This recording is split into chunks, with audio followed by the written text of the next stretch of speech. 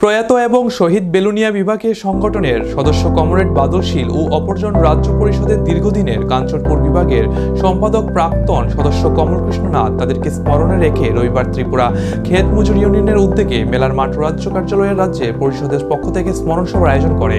এই দুজন কমরেড ত্রিপুরা ক্ষেত মজুর সংগঠনের জন্য অনেক লড়ে গেছে। এই সংগঠনে কি করে ত্বরান্বিত করা যায় এবং রাজনৈতিক কর্মকাণ্ড, সাংগঠনিক কর্মকাণ্ড এগুলি কি করে আরো সম্প্রসারিত করা যায় তা আজ এই স্মরণ সভায় তুলে ধরা হলো মেলার মাঠ রাজ্য কার্যালয়ের কর্মকর্তারা।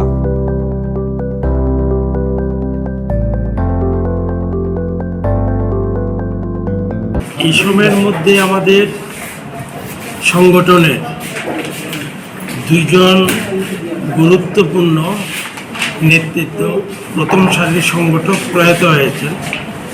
একজন শহীদ হয়েছেন, কমরেড বাদল শীল, বেলুনিয়া, আপনারা জানেন 13 জুলাই প্রয়াত হন।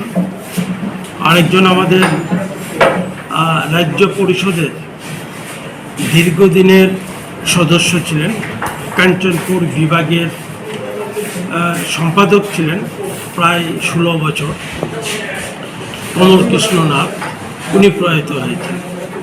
এই দুইজন কমরেডের স্মরণে বা তাদেরকে শ্রদ্ধা জানাবার জন্যে আমরা আজকে সংগঠনের রাজ্য পরিষদের পক্ষ থেকে স্মরণ সভার আমরা আয়োজন করি।